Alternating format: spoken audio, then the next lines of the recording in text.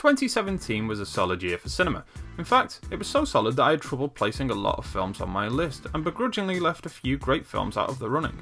Instead, my top 10 delivers not always the best made films of the year, but the ones that resonated with me most. Consider it more of a favourites list than an evaluation of quality. I even toyed with including the likes of Alex Kurtzman's The Mummy, a film that is in no way, shape or form anything resembling a good film, but one I gained a lot of enjoyment out of, often in spite of its overall quality.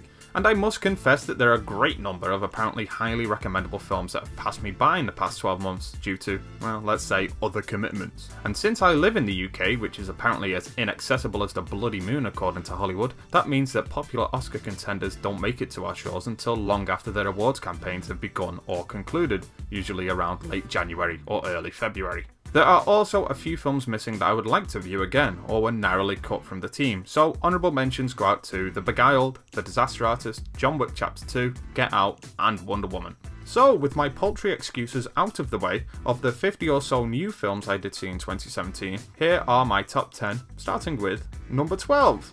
Yes, I know it's something of a cheat to start at number 12 in my top 10 of the year, but there are a couple of films that I wanted to mention that resonated with me on an emotional level that perhaps are just outside of the top 10 in terms of quality. Here at number 12, we have Mother.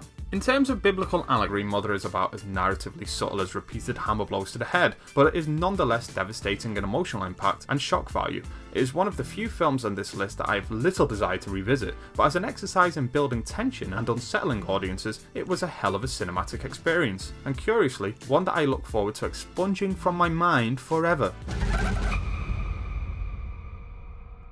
At number 11, we have T2, Trainspotting. Now T2 marks the second film of its name to be released in 2017. To clarify, there was one featuring depressing views of post-apocalyptic hellscapes populated by the end of society, and the other was James Cameron's Terminator 2 Judgment Day. Trainspotting 2 is an exciting, funny and emotionally rich return to the characters that launched director Danny Boyle's career, but this time he explores them in the midst of their various midlife crises and finds them looking back more than looking forward. Though it does eventually climax with an unfortunately convoluted third act set piece, its tackling of nostalgia makes this a worthwhile sequel. At number 10, I've placed Free Fire.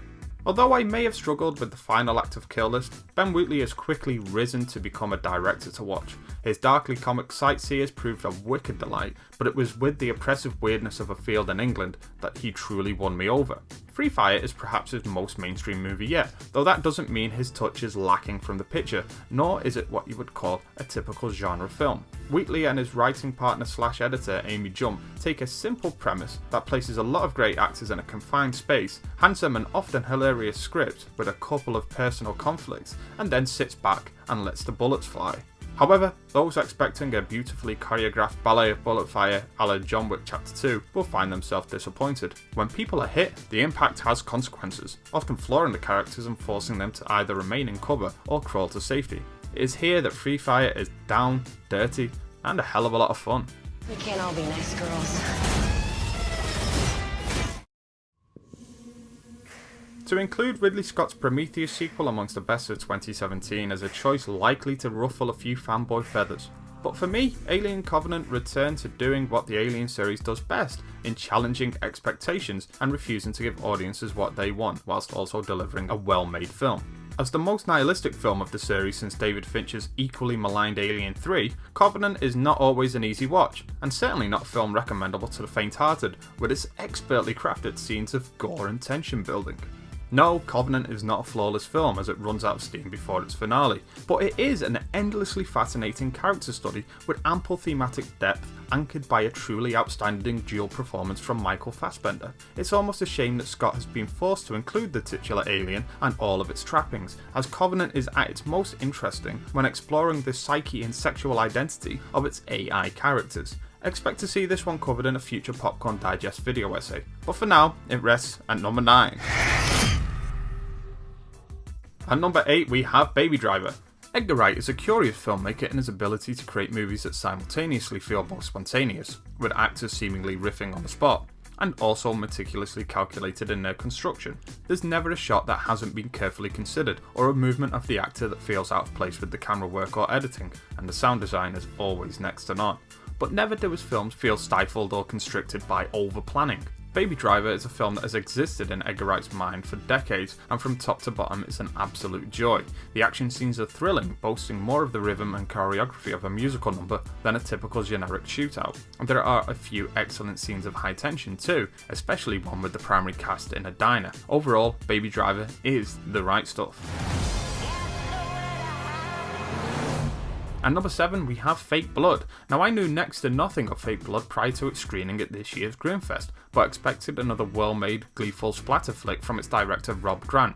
Instead I found something altogether more disturbing. Fake Blood is a documentary that blurs the lines between fact and fiction while exploring the topic of how movie violence has come to influence real acts of violence. Ultimately, it asks a question of whether filmmakers have any responsibility in these acts, all the while following a Hitchcockian narrative as its filmmakers become obsessed with the pursuit of truth, leading the team to some very dangerous places. Check this out whenever it plays near you.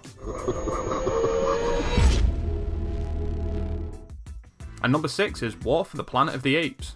The next two films on this list share a certain kinship in their tackling of war and challenging of expectation. Walking into War for the Planet of the Apes, I expected the as-promised all-out warfare its title suggested, but instead found a very personal, gritty and reserved tale of revenge and its corrupting nature. Andy Serkis once more delivers a truly powerhouse performance, another that is likely to be overlooked by an academy ignorant to the art form that is motion capture, but props also go out to Matt Reeves, who with War has provided an exhilarating end to one of blockbuster cinema's finest trilogies. At number 5 is Star Wars The Last Jedi. I have spoken at length about Star Wars The Last Jedi in my latest review, which can be found here, but to recap, with The Last Jedi, Rian Johnson has delivered the most thrilling, subversive and challenging Star Wars film since The Empire Strikes Back, as over the course of 2.5 hours, he deconstructs the foundations on which the series is built, divorcing it from bloodlines, heritage and legacy, and opens up to wider explorations of this galaxy far, far away. And with its thematic explorations of the cycles of war, wealth and fascism, The Last Jedi also feels very contemporary in its gaze rather than nostalgic. Though The Force Awakens may have reminded us why we love Star Wars, in returning the series to its political roots, A New Hope is a response to Vietnam after all, and features a host of narrative and visual references to the fascist regimes at the heart of World War II, The Last Jedi illustrates why Star Wars still matters.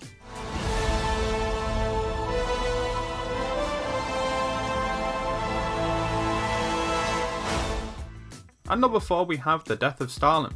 With The Death of Stalin, writer-director Armando Iannucci displays a masterful ability to both incite laughter and horrify, all within the same scene. As with his previous work, The Thick of It and its cinematic cousin, In the Loop, Stalin takes one of the year's best ensemble casts and hands them a hilariously twisted script featuring a host of reprehensible political figures. It also features amazing comedic turns from the likes of Steve Buscemi, Angela Riceborough, Jason Isaacs, Michael Palin, and a near countless number of other noteworthy talents. Hilarious though it is, and it is gut-bustingly funny, when you strip The Death of Stalin of its jokes, there remains an incredibly interesting retelling of Russia's dying regime, and features scenes that may stick with you long after the laughter fades.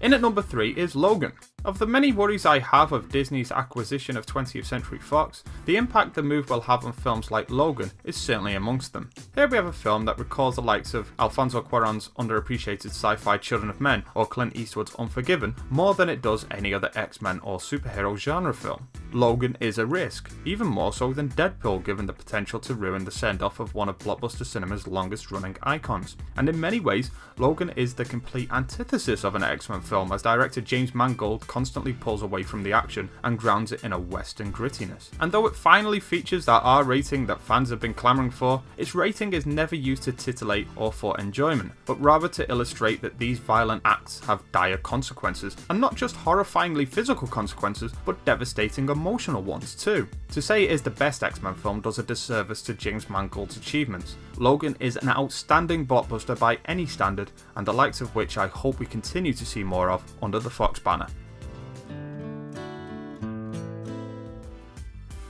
At number 2 is Christopher Nolan's Dunkirk. For me, Dunkirk is 2017's answer to 2015's Mad Max Fury Road in terms of its dedication to purely visceral storytelling. But whereas George Miller's chase film was a blast through sci-fi wastelands, Christopher Nolan's Dunkirk is a very real tale of tension and survival. There is little in the way of a chase, save for a few expertly crafted aerial battles, but rather Christopher Nolan takes his characters and pushes them into the dirt. The bombs can fall anywhere. Our characters can only pray that they do not fall on them. Similarly to Star Wars The Last Jedi, Dunkirk is a story of survival as victory, and as our main characters reach the shores of England to surprisingly meet the welcome arms of their people, Christopher Nolan delivers one of his strongest emotional moments. And for me, that earns Dunkirk a place at number 2. So what is Popcorn Digest's favourite film of 2017? For those that have been keeping up with our reviews, it will come as no surprise that the number 1 slot is taken up by, yes, Blade Runner 2049. A 3-hour-long sequel to a film mainstream audiences rejected on release, Blade Runner 2049 was never going to be the easiest sell, and that it didn't quite gain the box office to warrant its budget is no reflection on the overall quality of the film. See, Blade Runner 2049 is a ballsy risk taken by a fledgling production company, and is ultimately one that has paid off, as the resulting film is a masterwork likely to be remembered with the same reverence as the original. Those expecting a best of hits a la The Force Awakens or simply an action film in Blade Runner's skin will be sorely mistaken in looking here. Instead, director Denis Villeneuve builds on Scott's film, challenges it, and ultimately succeeds in painting it in a different light. It could be argued that Villeneuve has retroactively injected a shot of emotion and humanity into Scott's film, providing its cold world a touch of warmth. Ultimately, Blade Runner 2049 is a film with a cast and crew at their best. From the achingly gorgeous cinematography from Roger Deakins, the exceptional special effects work of Weta Workshop, to the meticulous direction of Villeneuve, and the emotionally affecting performances of its cast, it is near flawless from top to bottom.